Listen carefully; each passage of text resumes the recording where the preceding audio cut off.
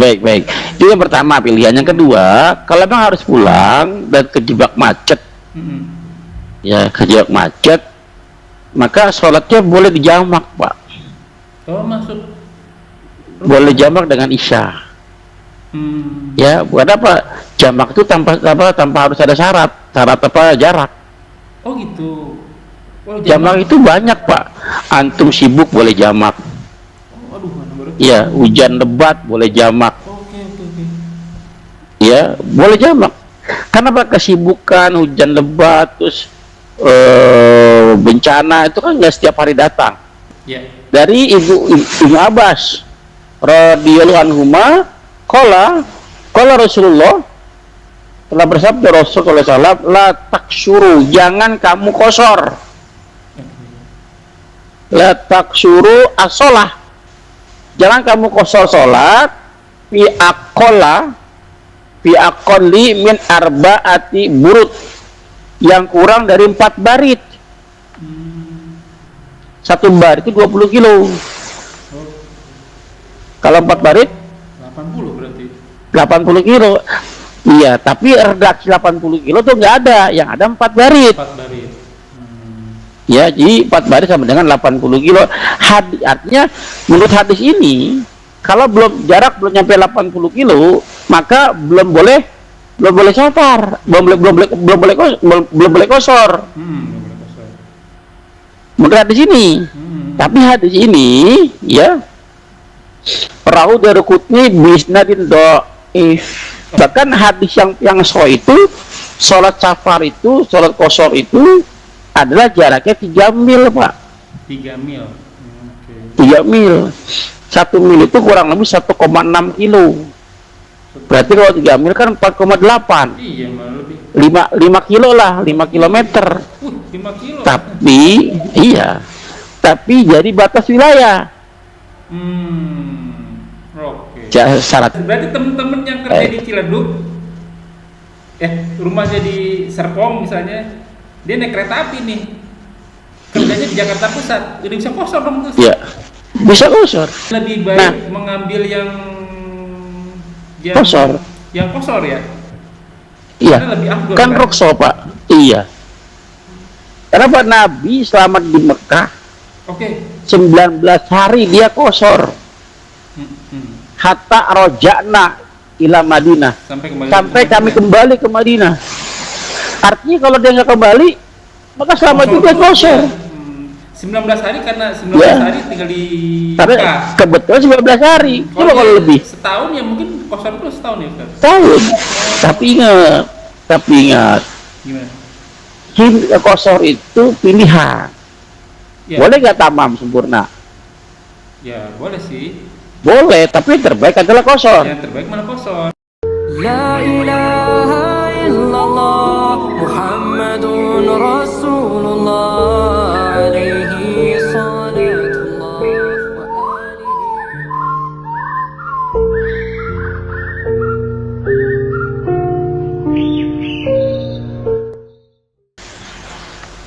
Assalamualaikum warahmatullahi wabarakatuh. Bismillahirrahmanirrahim, walhamdulillah, wassalatu wassalamu ala rasulillah, ala nabiyina Muhammadin wa ala alihi wa sahbihi wa man wala ila yaumil qiyamah. Wala hawla wala quwwata illa billah. A'udzubillahi minasyaitonir rajim. Bismillahirrahmanirrahim. Waladzi arsala rasulahu bil huda wa dinil haqq liyudhhirahu 'ala dini kulli walau karihal musyrikun. Alhamdulillah, nahmadu wa nasta'inu wa nastaghfiru wa na'udzubillahi min shururi anfusina wa sayyiati a'malina. Ma yahdihillahu fala mudilla lahu wa may yudlil fala hadiya lahu. Asyhadu an la ilaha illallah wa asyhadu anna Muhammadan abduhu wa rasuluhu nabiyyu abadah.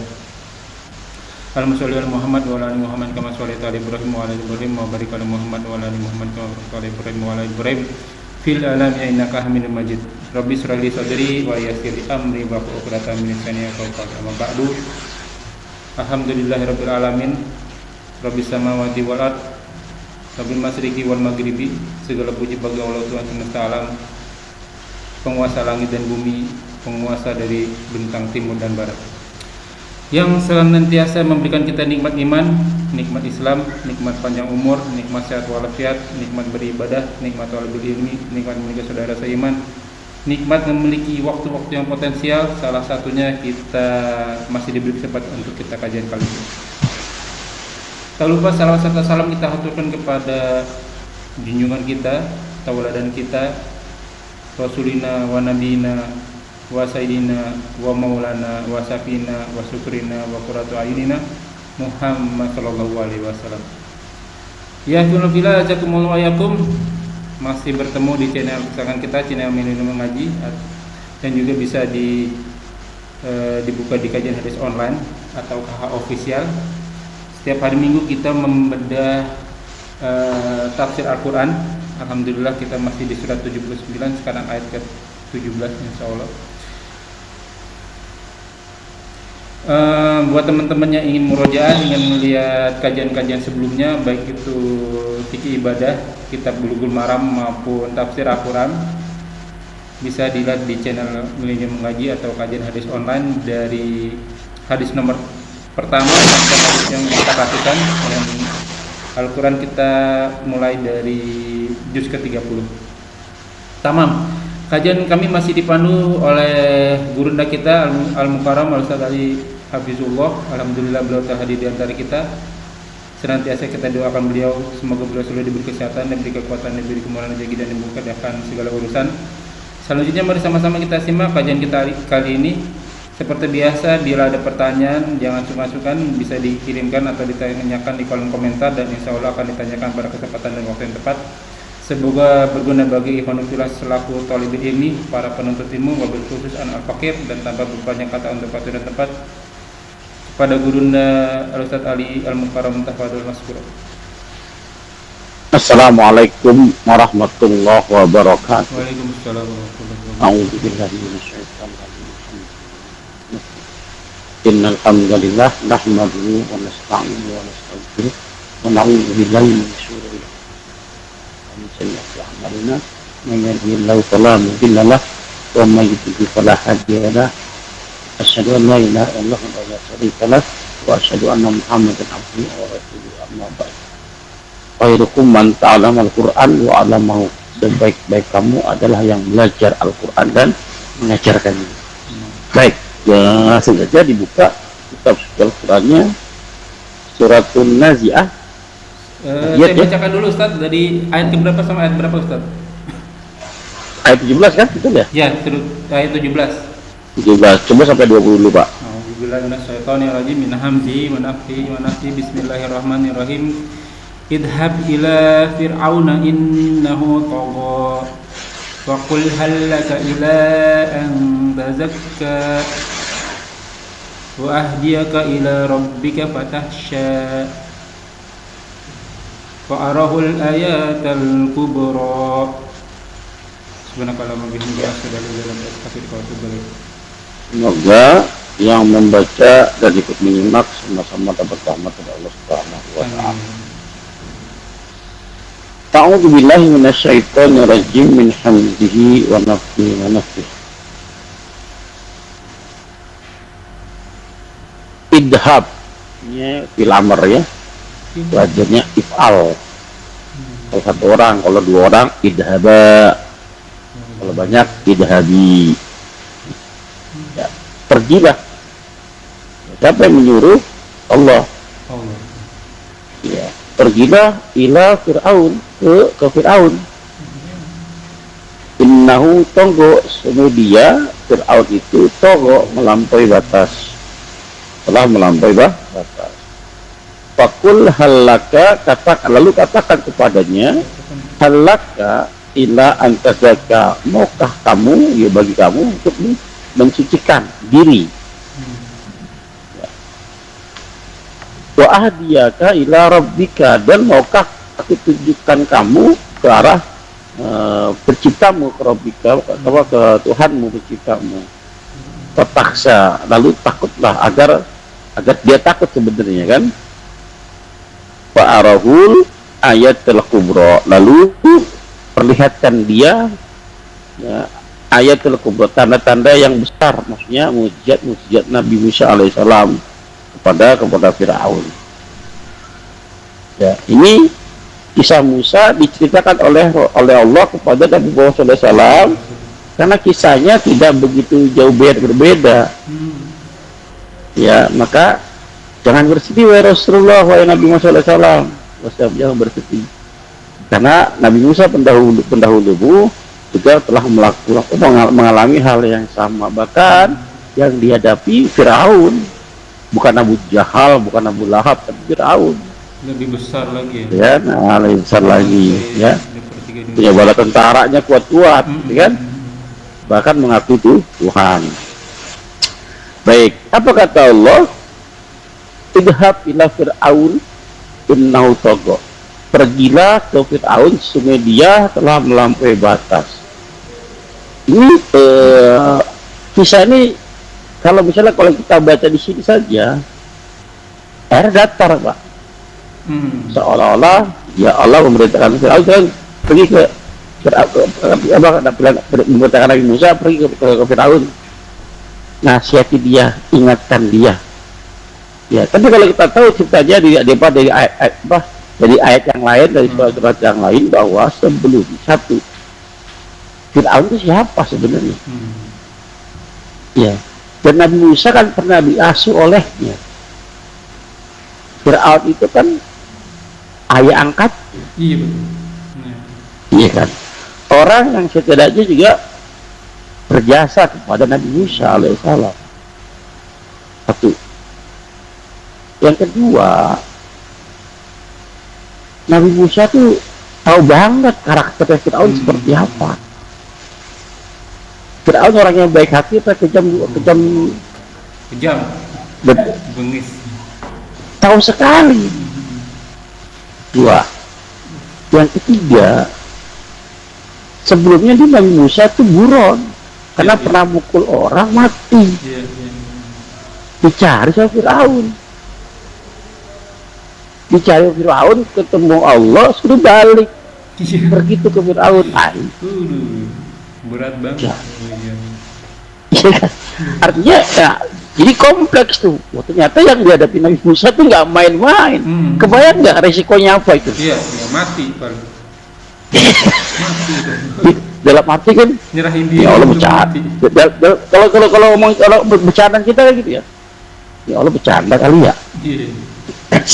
Saya ini buron ya Allah. Suruh balik ke sana gitu kan.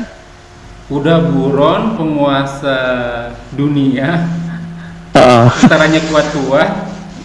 Kita disuruh balik sama aja. Nyerahin diri sendiri. Menyerahkan diri gitu kan. Datang ke sana. Ya, karena dia telah melampaui batas. Di mana melampaui batasnya?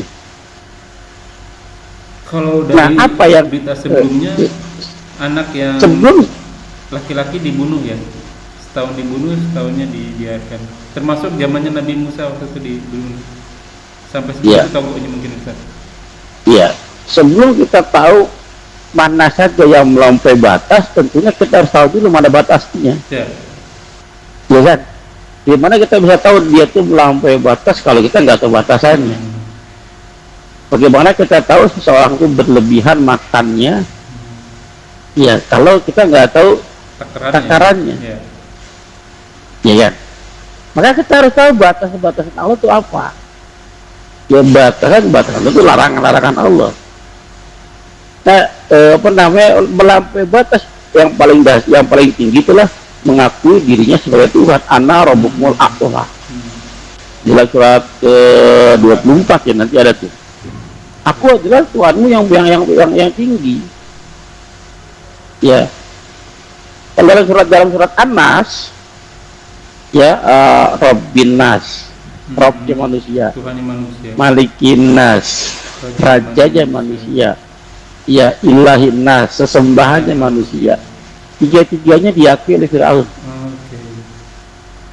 Ya, satu tadi anak Robnya, Rabbukumul a'la. Yang kedua dalam surat ke-28 ya, ayat ke-38. Dia mengatakan bahwa coba dibuka surat ke-28 ayat ke-38. Sama suratnya 43 ayat 51. Surat ke-28 ayat 38. Apa bunyinya? Tadi dulu Ustaz. Surat ke-28 ayat ke-38.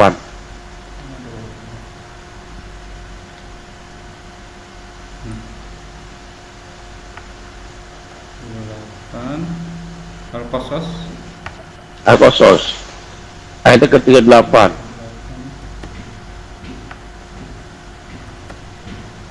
ih lama banget.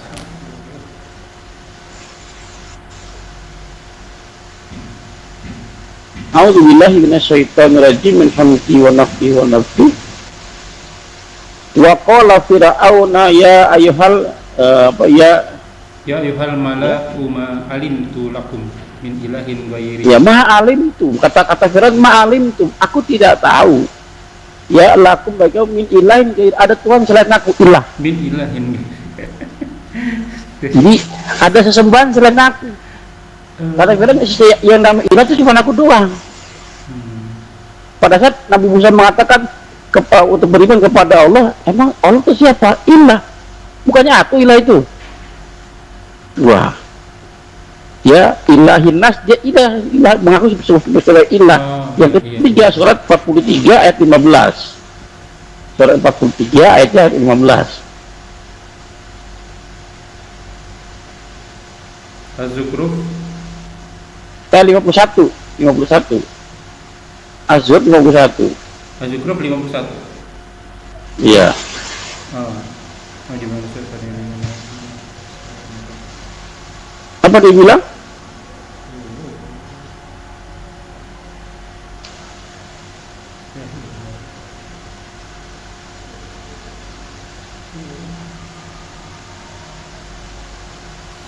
Alaisa li mulku Misr. Apakah ada aku ini rajanya Mesir? Ya, rajanya manusia.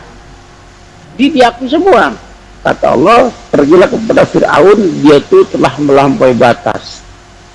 Sedangkan Nabi Muhammad SAW dakwahnya kepada siapa? Kafir-kafir Quraisy pada waktu itu, dia tidak mengaku sebagai Tuhan, bahkan dia penyembah berhala. Kan Abu Jahal, Abu Lahab penyembah berhala kan? Sedangkan Fir'aun adalah dia ngaku Tuhan yang disembah, gitu kan? Udah gitu dia punya kekuasaan, bala tentaranya kuat. Sedangkan Abu Jahal, Abu Lahab pada waktu itu nggak dikenal. Ya, nggak dikenal sebagai, karena yang paling berkuasa pada waktu kan Roma dan Persia. Ya, artinya tujuannya supaya Nabi Muhammad banyak bersabar, jangan bersedih, karena pendahulumu juga begitu. Ya, jadi intinya apa? Dalam berdakwah itu penolakan sudah biasa, pahit getir sudah biasa, namanya dakwah. Ya kan? Kalau mau manis-manis aja bukan dakwah namanya, nggak ada tantangan. Di pada saat antum berdoa kepada keluarga antum ngenyek gitu kan, ngeyel. Kepada saudara antum nggak diterima, ditolak, antum siapa? Saya tahu antum. Tahu kecil bagaimana sekarang ngedakwain saya gitu kan, biasa. Bahkan menjadi aneh kalau antum dakwah tidak ada tantangannya. Ada yang salah nih mana? Ada yang salah gitu kan, karena nggak sunatullah itu. Iya benar. Dakwah terima, dakwah terima, nggak ada lancar aja, nggak ada nolak. Ini ada yang salah dakwahnya ini, gitu kan? Gitu. Terus kalau dakwah antum semua menerima semua, nggak ada tantangannya gitu kan, terus pahalanya jadi mana? Iya kan? Dapat istrinya soleha, nurut. Orang tua mertuanya juga soleha, nurut. Rezekinya lancar-lancar aja. Anaknya pada nurut-nurut, tetangganya baik-baik. Di mana tantangan dakwahnya, di mana? Pahalanya dari mana? Ya, al jasa'u min jinsil amal. Balasannya tergantung jenis amalnya. Kalau amalnya berat, balasannya pun berat. Ya kan? Jadi perlu bertanya, kalau dakwah kita lancar-lancar saja, jangan-jangan ada yang salah. Gitu ya? Jangan-jangan ada yang salah. Karena sudah sunatullah, dakwah itu begitu. Pahit getir, ya, dirasakan. Hiburan buat saya itu. Baik. Kenapa? Hiburan buat saya itu, Ustaz. Itu bikin Baik. video itu subscribernya sedikit amat ya, padahal kita udah kasih gratis padahal udah saya masukin ke Twitter, masukin ke TikTok, masukin Facebook, kalau nanya kita Iya. kasih. Memang gitu ya, hambatannya banyak, kita harus Kalau- muter terus ya. Kalau mau yang- sebenarnya Kalau mau dakwah yang banyak, kayak yang di Ustaz apa namanya, mall. Ustaz TV itu, ya, sekali bikin ceramah tuh jutaan orang yang datang, Iya. gitu kan.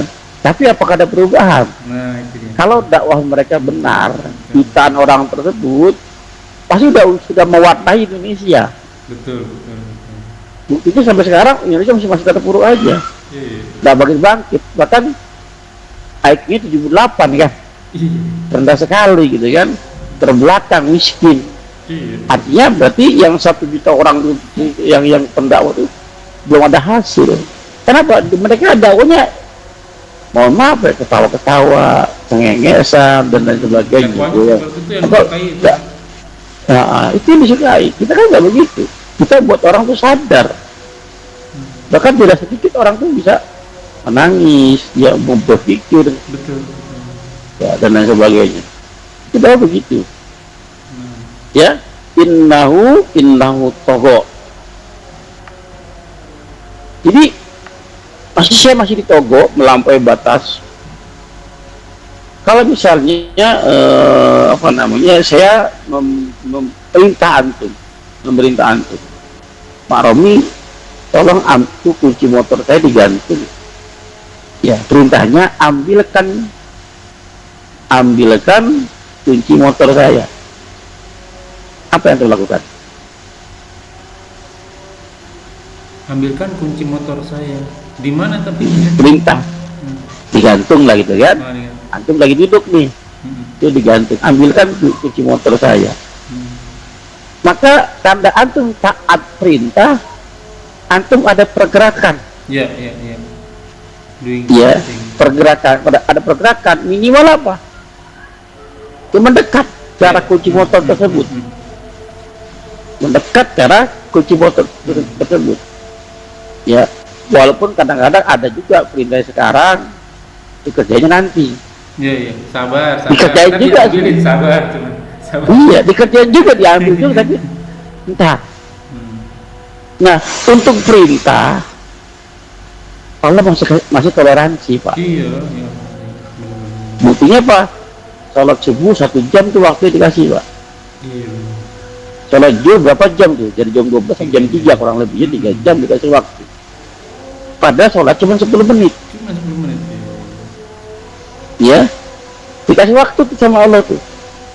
Tapi jangan main-main dengan larangan. Sebalik, Pak Romi, ini kunci motor saya, jangan dipindahin ya, jangan diambil ya. Kalimat larangan kan? Larangan. Antum di kursi, maka dengan sikap antum tidak mendekat ke arah kunci tersebut, Itu aja udah itu taat. Bahkan kalau antum bergerak itu udah melampaui batas namanya, Pak. Iya. Nah, pada saat ada larangan, antum diam saja sudah patuh itu. Jangan pindahin kunci motor, jangan ambil kunci motor tersebut. Antum diam di posisi antum tanpa pergerakan, itu taat, Pak. Oh. Aduh, iya, iya. Makanya kalimatnya wala taqrabu Jangan dekati. zina. Jangan dekati. Mendekat itu pelanggaran. Kenapa? Larangan-larangan Allah itu kalau didekati magnetnya kuat, Iya, iya, iya. akan terbawa. Maka kata Allah, kalau larangan itu, larangan di sini, Pak, tapi di sini diwati-wanti, Jadi, jangan deketi ya. Kan yang diharamkan kan jinahnya, Pak. Iya, iya. Bukan Tapi kata Allah, iya, bukan mendekati, tapi diwati-wanti, jangan dekat-dekat zina ya, jangan dekati zina. Kalau kamu mencoba mendekat, ketarik kamu. Oh iya, kayak seperti Nabi Adam ya, Ustaz. Ya. Larangannya kan jangan mendekati buah. Jangan dekat. Wala Bukan taqrabu, yang dimakan, hadis jangan saja roh. dekati ya. Iya, iya, iya. Iya, jangan dekati pohon ini. Dia mendekat, ketarik. Tarik. Ya, berat. Jadi harus tahu mana batasan-batasan Allah. Oh, ternyata ini larangan, maka jangan mendekat. Diem aja di situ sudah bagus. Kalau mau bergerak menjauh bergeraknya dari larangan tersebut. Jelas Pak? Itu togok begitu. Nah, Fir'aun itu togok melampaui batas. Kita dilarang mendekati zina. Dilompati Pak buat mendekati Pak. Apa? Ana rabbukumul a'la. Aku Tuhan yang tinggi. Iya kan? Inna syirka la zulmun azim. Dia menganggap dia dirinya Tuhan. Zina kan masih di bawah-bawah aja dia. Masih kelas teh. Dilompati bilang mendorakannya. Ya, innahu Tuhan ya. Iya. Itu biasanya nggak berani. Ya, ngaku dia aku Tuhan. Lalu apa pesannya? Kata Allah pada datangi dia, katakan kepada dia, halaka illa antazaka, maukah kamu mensucikan dirimu? Maksudnya apa Pak? Qad aflaha man tazakka, qad aflaha man zakkaha. Sungguh beruntunglah orang-orang yang mensucikan dirinya. Secara gak langsung Allah mengajak menyuruh Nabi Musa ngajak Fir'aun agar dia beruntung. Beruntung maksudnya apa? Mengaku bahwa dirinya bukan Tuhan. Yang mengaku dirinya ada seorang makhluk. Yuk beriman kepada Tuhan yang benar. Pertanyaannya Pak. Ya ini masih dua ayat gitu ya. Pertanyaannya. Allah tahu nggak Fir'aun menolak? Tuhan seharusnya tahu lah. Kenyataan Fir'aun menolak kan? Iya. Saya mati gak beriman kan? Nggak mungkin Tuhan nggak tahu. Allah tahu nggak? Tahu. Allah tahu nggak? Tahu. Kalau Allah tahu Fir'aun pasti menolak, lalu kenapa Allah memerintahkan Nabi Musa untuk mendakwahi Fir'aun? Kalau sudah tahu hasilnya. Setahu saya nih Ustaz ya, karena manusia sama jin dikasih pilihan. Buat siapa? Manusia sama jin Buat dikasih Musa pilihan. apa Fir'aun? Ya termasuk Fir'aun kan manusia tuh. Ya. Bisa dia memilih Kan yang Allah sudah- plus atau yang minus. Allah sudah tahu etiknya dia nggak taat. Fungsinya Nabi Musa mendakwai Fir'aun apa? Kan tahu Allah tahu endingnya dia nggak bakal taat, nggak bakal beriman. Mungkin Begini, sebagai begini. ibar, sebagai pelajaran buat kita gitu. Buat Nabi Musa siapa? hanya sebagai pendakwah aja gitu. Nggak Begini, hasil begini. akhir. Kalau misalnya antum sudah tahu hasil akhirnya, contoh antum menyuruh anak antum Ya. nagih utang katakan, padahal sebelumnya udah tahu dia belum bisa bayar, Oke. atau mungkin orangnya nggak mungkin bayar, ya antum suruh anak antum ke orang itu tagih utang, antum sudah tahu dia nggak bakal bayar, Iya. lalu fungsi antum nyuruh anak antum nagih utang itu apa? Apa ya? Kayak peringatan aja kali ya Ustaz ya. Peringatan buat siapa? Peringatan buat si yang berhutang. Kalau dia Baik, melakukan ya. kesalahan untuk Begini. kembalinya gitu. Allah mengutus Nabi Musa satu mengetes, menguji Nabi Musa taat gak perintah Allah. Iya kan? Padahal dia buron, Ya. takut melarikan diri. Ini ketemu suruh balik lagi. Ya. Siapa yang kau takuti? Fir'aun atau aku, kata Allah. Secara nggak langsung Allah memerintahkan Nabi Musa agar takutnya sama aku saja. Ya. Ya kan? Pergi sana. Kalau kamu melaksanakan perintahku, kamu aman. Seluruh dunia, seluruh makhluk ingin mencelakaimu. Kalau kata aku selamat, ya selamat. Iya. Ya, Allah ingat ya. Ya, Nabi Musa patuh atau tidak, taat atau tidak, satu. Yang kedua, agar Fir'aun ini tidak menjadi tidak punya alasan lagi Dia untuk punya disiksa. hujah. Kemarin gak diingetin sama Allah. Ini udah ada. Bisa ingetin. Kalau Musa nggak datang, saya kan nggak datang, ada yang ngingetin saya. Iya, iya, iya. Gak ada yang tahuin saya, akhirnya saya tersesat. Gak punya alasan lagi. Aku sudah kirim 2 orang nabi, Musa dan Harun. Ya ada tujuan ke sana. Iya, Allah tahu dia gak bakal beriman, bakal disiksa. Maka penyiksaan tersebut datangnya Nabi Musa dan Nabi Harun sebagai bukti kamu gak bisa ngelari lagi. Iya, iya, iya. Kamu gak bisa ngelak lagi. Kenapa? Ini kamu kufur karena pilihanmu sendiri. Kamu menolak. Jelas, Pak? Jelas. Ya. Yang ketiga, Allah tahu bahwa Firaun akan menolak, gitu kan? Kesabaran tadi kan Nabi Musa alaihissalam, keteguhan Nabi Musa alaihissalam kepada perintah-perintah Allah Subhanahu wa taala. Artinya apa, Bapak sekalian? Selama Allah yang memerintahkan, ya, atau utusannya Rasul yang memerintahkan, kita nggak perlu tanya dampaknya apa buat kita. Ya, ya. Ya, pasti Perintah kebaikan. nggak usah ditanya lagi dah. Iya. Gak usah tanya, selama perintahnya jelas, larangan jelas, sami'na wa ata'na. Amin wa ta'ala. Perintah kita kerjakan, larangan kita tinggalkan. Ya pasti ada kebaikan. Jelas ya? Nah. Lalu wa ahdiyaka ila rabbika fatakhsha. Dan maukah aku tunjukkan kepada kamu ke arah Tuhanmu, maksudnya penciptamu, Tuhanmu yang sebenarnya Allah Subhanahu wa taala, fatakhsha, agar kamu takut. Ya. Karena Nabi Musa ini Firaun ini nggak takut sama sekali. Nah, menganggap dirinya Tuhan. Kalau Tuhan Allah saja ya tidak ditakuti, maka dia akan lebih tidak takut lagi pada siapapun nanti.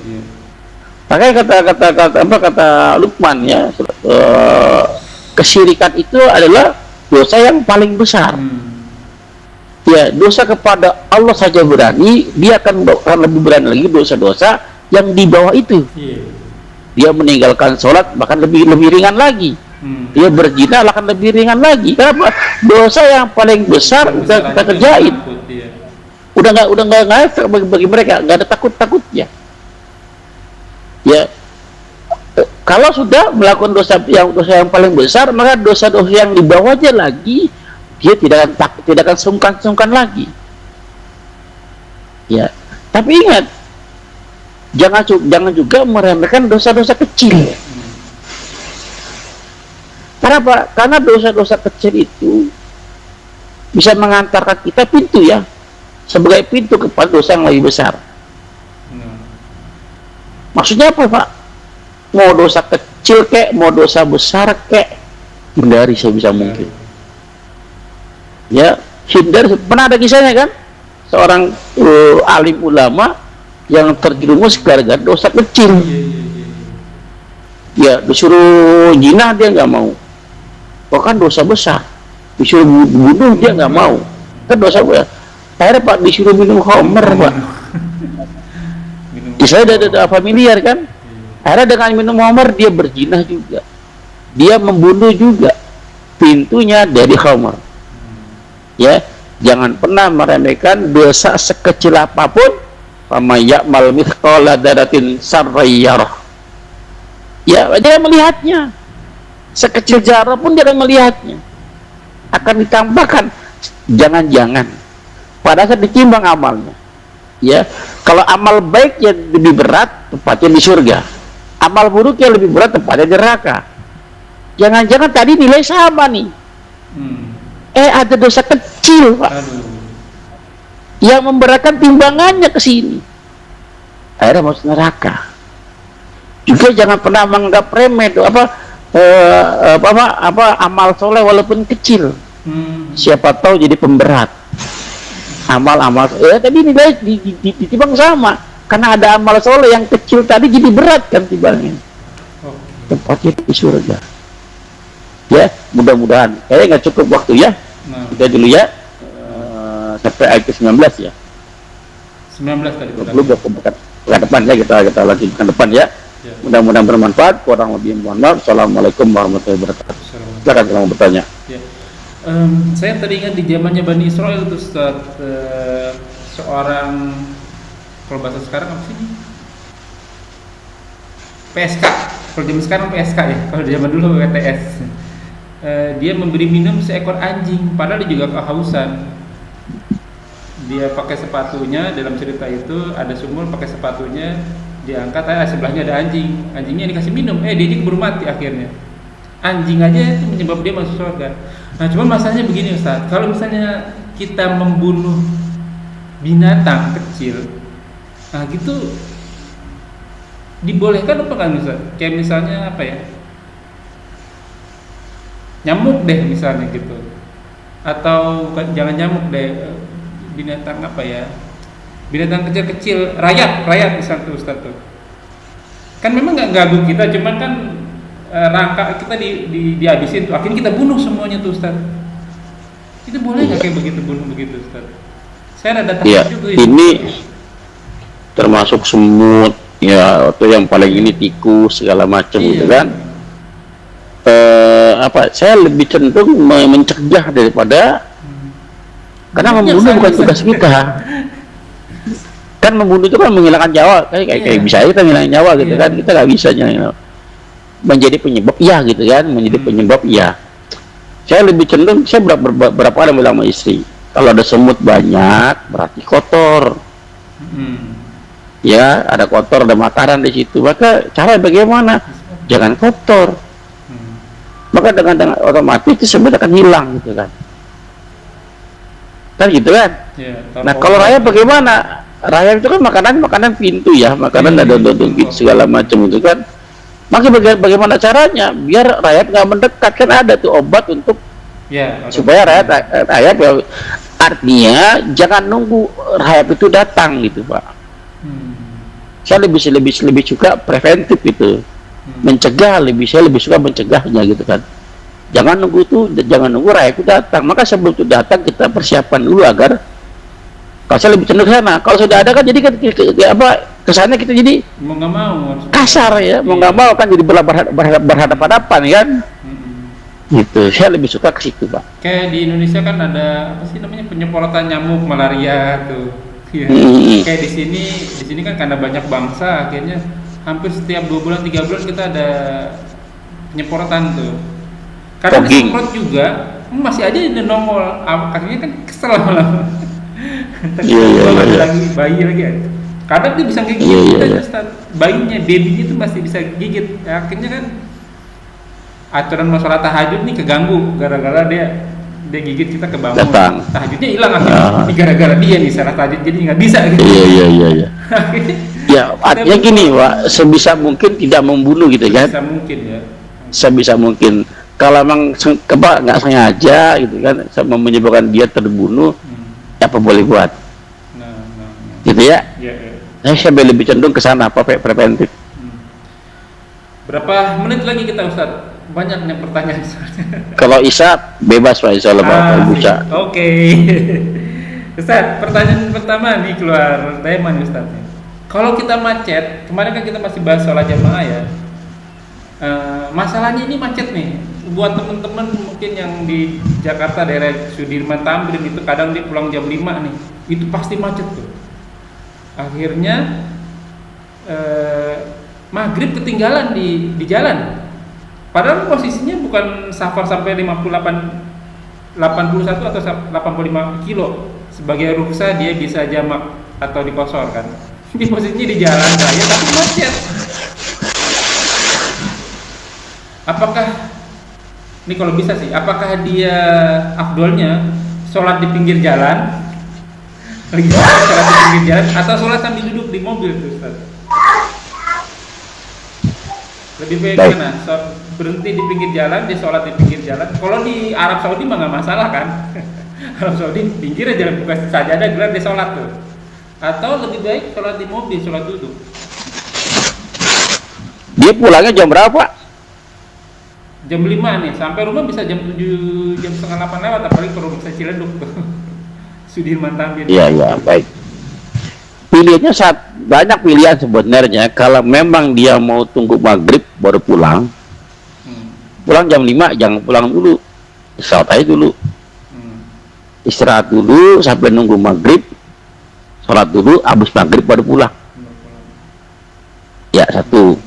Kalau dia kan lebih santai kan, cuma waktu pulang agak lama. Satu.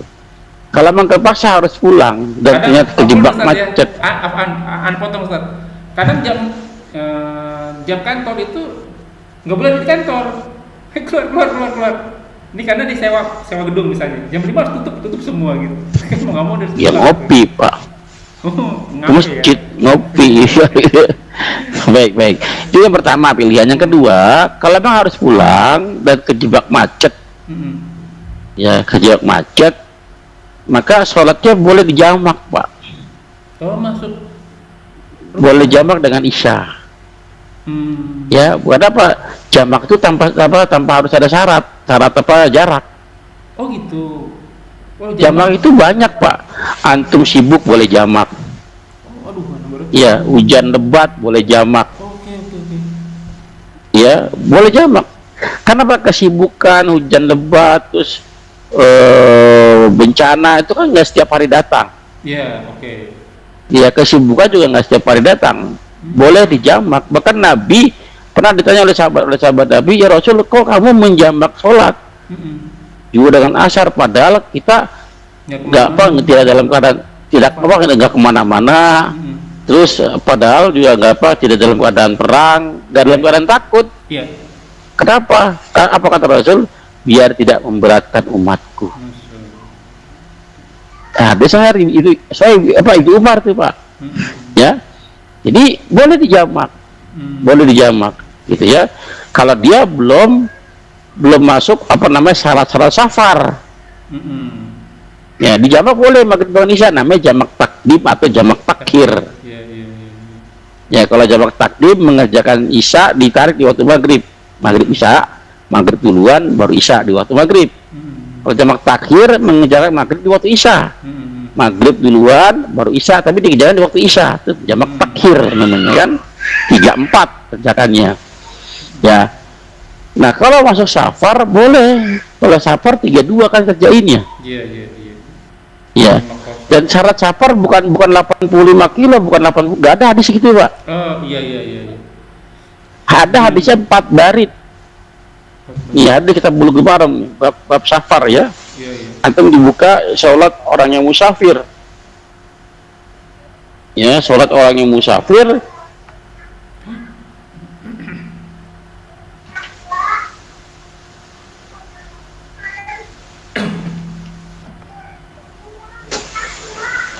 Ya, kita soalnya Bulughul Maram masih di bab sholat ya Ustaz.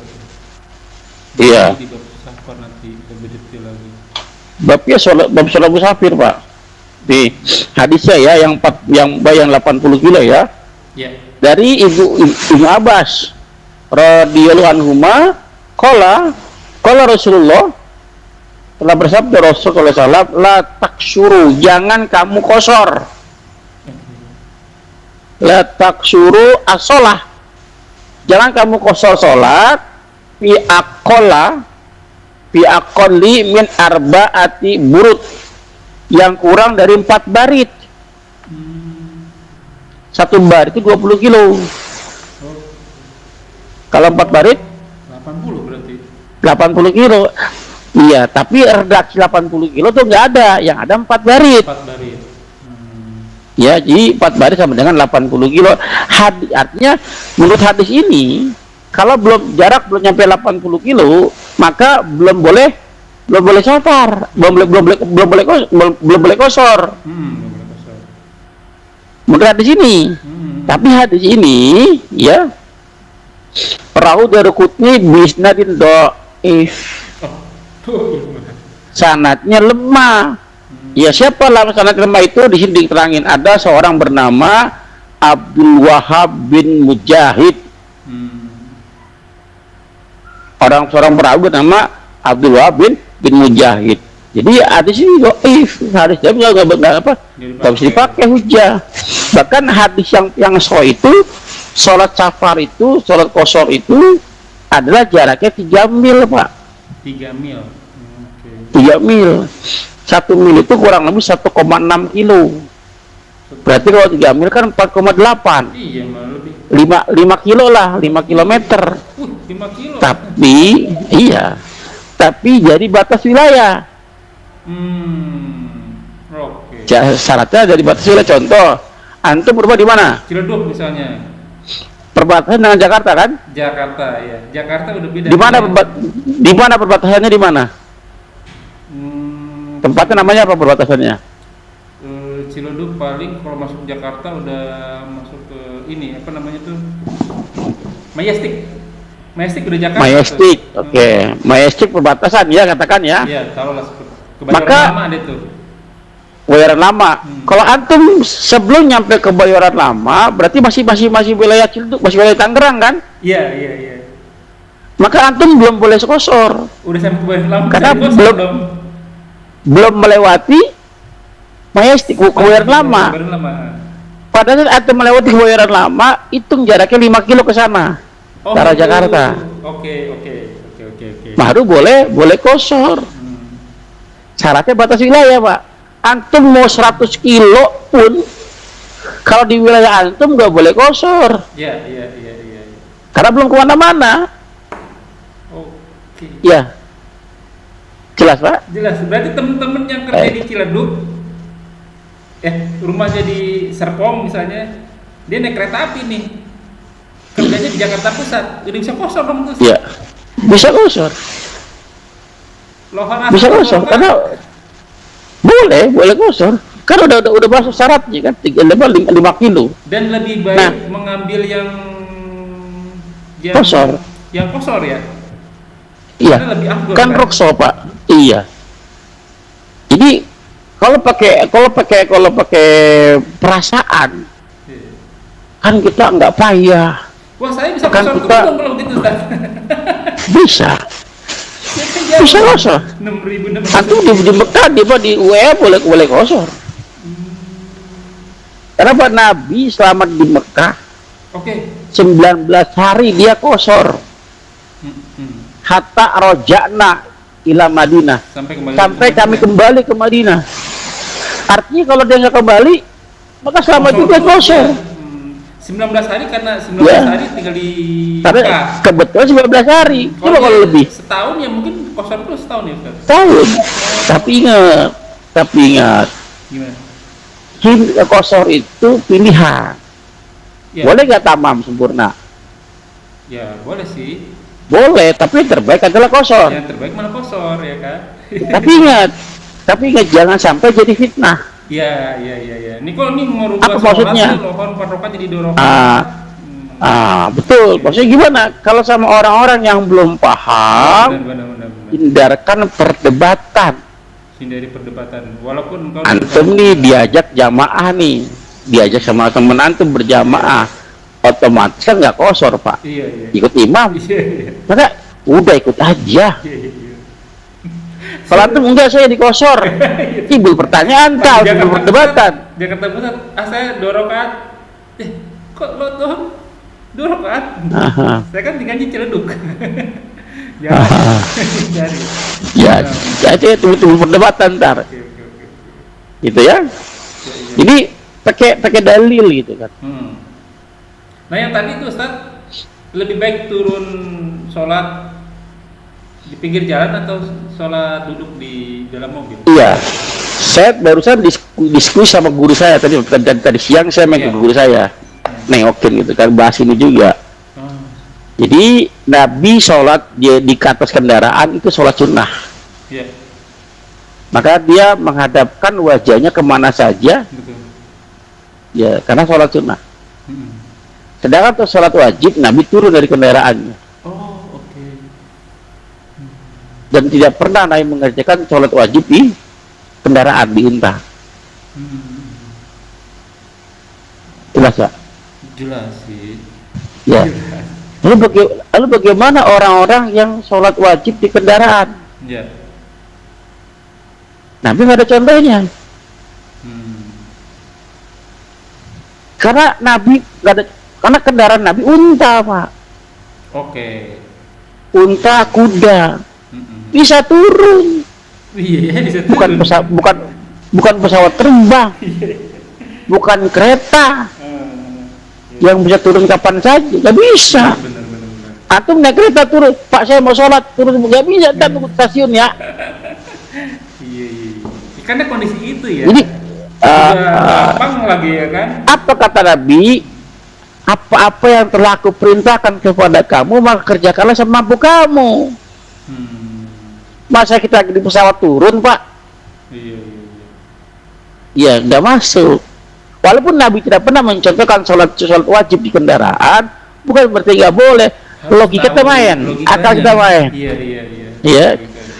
Karena naik Apalah, kuda Pak. kapan aja bisa turun ya. Bisa turun, udah bisa Kereta diikat. api, ya kan berhenti dulu Ted.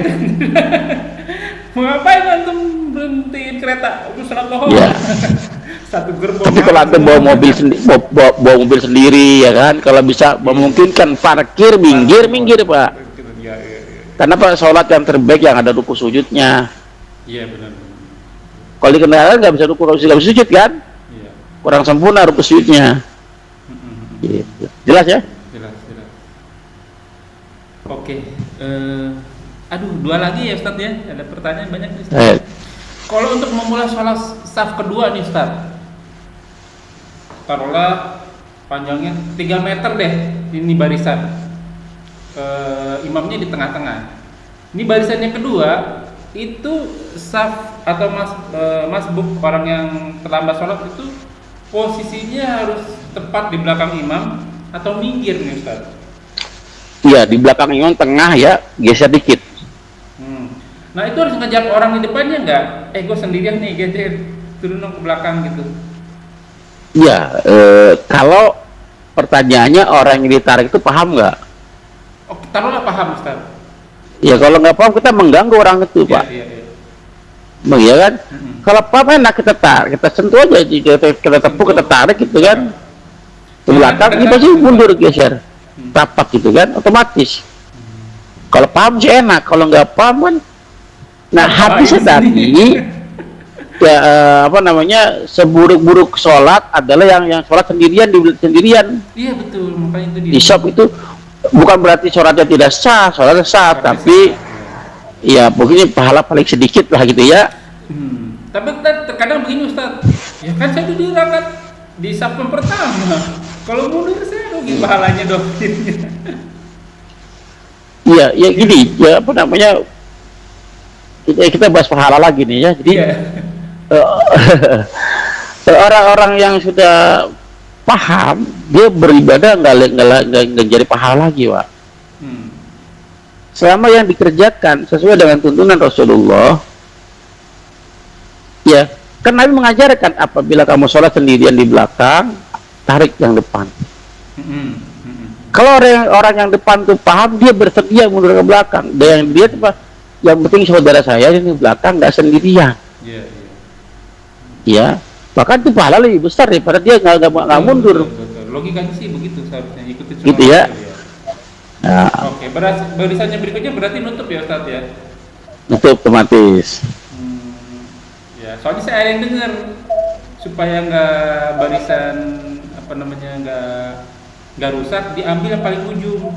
Paling ujung gitu kan, pinggir. Misalnya geser kan kosong tuh satu katanya. Kalau saya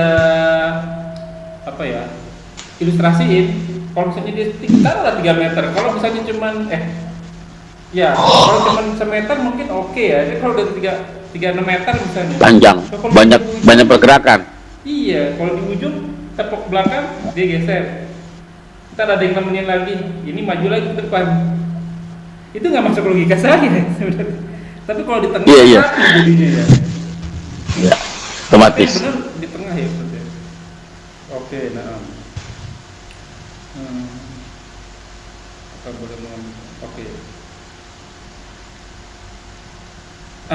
Ini terakhir nih Ustaz.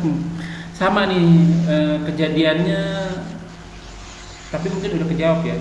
Gini, bagaimana hukumnya sholat jamak dan qashar bila belum mencukupi syarat safar tadi saya perlu dijawab sih. Contohnya dia nih mau sholat maghrib, Ustaz, ibu-ibu yang jualan, kalau dulu ya ada jualan di kereta api tuh, mungkin di Jawa Tengah masih ada ya. Dia bawa anak banyak. Untuk waktu sholat maghribnya nggak kuber karena dia harus nunggu dagangannya, terus dia harus jagain anak-anaknya. Itu masih boleh dijamak sholatnya Ustaz ya. Termasuk sih bukan Boleh. ya jatuhnya. Ya boleh jamak. Ini yang paling penting gini Pak, Soal ini tambah ilmu lagi. agama itu punya aturan. Ya. Aturan yang dibuat itu untuk kenyamanan kita, agar hidup kita teratur, bahagia Pak. Ya kalau ikuti aturan orang Islam pasti bahagia, hidup enjoy, senang, pasti bahagia, pasti senang. Nah, kita flashback ke belakang ke zaman Nabi. Perempuan itu di pasar atau di rumah? Di rumah sih seharusnya. Di rumah. Hampir kita zaman Nabi nggak pernah menemukan kan Iya. perempuan yang di luar. Bahkan ke pasar aja suaminya pergi belanja, Iya, sama kayak di sini. ya kan? Jarang lihat perempuan di luar. Berarti bagi perempuan tuh nikmat ya, Wah, nggak perlu kemana-mana. Iya, nggak kemana-mana. Pada saat dia sholat di rumah, bisa nggak dia sholat sempurna? Sempurna banget malah. Dia udunya nggak perlu takut kalau buka auratnya karena dalam rumah, Dalam rumah. Ada orang juga mahram semua ya. mahram, ya kan? Iya. Enak sekali zaman Nabi. Zaman sekarang pada berontak perempuannya. Iya. Kenapa ada berontak? Karena ada permainan sistem di sini. Oke. Banyak yang pekerjaan buat laki-laki itu ditiadakan, hampir dihilangkan. Yang paling banyak untuk perempuan. Iya. Akhirnya mau nggak mau, daripada nggak ada pemasukan, perempuan kerja. Karena lowongan banyak yang menerima perempuan. Betul. Ya karena sistem. Pertanyaannya, apakah Islam melarang perempuan bekerja? Ya enggak juga sih. Enggak juga, cuma pada saat dia bekerja tahu batasan. Iya. Logikanya kalau di rumah bebas Pak, kalau mau wudu kelihatan auratnya nggak masalah, kamar mahram. Padahal dia keluar rumah 1 meter saja, 1 langkah saja, itu udah bukan mahramnya. Dia harus menjaga auratnya, menjawab kepada siapa berbicara, lawan bicaranya. Wudunya nggak boleh sembarangan. Akhirnya pada saat dia berani memutuskan keluar rumah, secara nggak langsung dia berani repot. Iya sih. Termasuk salah satu aja tadi penjual tadi, sholatnya dikosor, atau puasa dia dikosor, dijamak. Sudah dijamaknya. Ya kenapa? Dia memutuskan keluar rumah, secara nggak langsung dia memutuskan untuk repot. Jangan sampai keputusan dia yang keluar rumah malah menjadi penghalang dia untuk ibadah. Bisa apa kira-kira barang merahnya? Ngerti. Ya artinya kan salah pilihannya sendiri gitu kan. Kalau mau keluar rumah silakan, tapi jaga auratnya, jaga sholatnya dan lain-lainnya. Kalau keluar rumah ternyata malah tugas utama sebagai istri, sebagai ibu berantakan, ngapain keluar rumah? Jelas ya? Faham. Nah, Terakhir Ustaz, untuk kosor tadi, apakah kita sebaiknya sholat untuk fardu ya? Kosor pasti fardu ya. Itu sebaiknya sholatnya di masjid atau di rumah Ustaz? bebas Pak, kalau kosor itu kan Bebas. bebas. Kalau di masjid misalkan yang paling pojok, di pojok kanan, pojok kiri, orang sudah paham. Kalau ada orang sholat sendirian di pojok, safar. Kebanyakan orang sudah paham kalau lagi safar nih. Walaupun pada berjamaah tuh, dia Walaupun berjamaah. Betul. Dia paham pas lagi safar. Syukran, Ya. jazakallahu khair, alhamdulillah rabbil alamin. Afwan. Ya, alhamdulillah, jazakumullah wa yakum. Mudah-mudahan antum sama seperti saya banyak ilmu yang diserap walaupun kita udah bertahun-tahun bukan hijrah, dari kita lahir udah Islam padahal, tapi masih banyak pengetahuan yang baru saya dapetin waktu kajian. Mudah-mudahan teman-teman juga seperti itu. Semoga apa yang kita bahas menjadi ladang amal buat kita. Semoga majelis ini diberkahi. Semoga apa yang kita kerjakan dan yang akan kita kerjakan diterima oleh Allah Subhanahu Wa Taala dan menjadi ladang amal tambahan kita di akhirat kelak. Amin amin ya rabbal alamin. Wa qul haq min rabbikum famangsa wal yu'min famangsa falyakbur. Semua yang berdatangi dari Allah. Barang siapa yang beriman silakan beriman. Barang siapa yang kafir silakan kafir. Dan semua akan diminta tanggung jawabnya. Semua ada masa expirednya, semua ada masa berlakunya. Kuluman aliyafan dan semua akan binasa. Sabda Rasul kita, umur kita tidak jauh dari 60 sampai 70 tahun saja, maka hisab di diri kita sebelum kita dihisab olehnya. Semoga segala kesalahan kita dimaafkan, diampuni, dan diganti pahala yang berlipat-lipat ganda dengan kemahamurahannya. Kita dan kafaratul majelis subhanakallahumma wa bihamdika wallahu a'lam bishawab. Wa akhiru da'wana walhamdulillahirabbil alamin wa billahi taufiq wal hidayah. Wassalamualaikum warahmatullahi wabarakatuh. Rabbana taqabbal minna innaka antas samiul alim. Syukran jazakallahu khairan Ustaz. Sehat-sehat Ustaz. Assalamualaikum. لا إله إلا الله محمد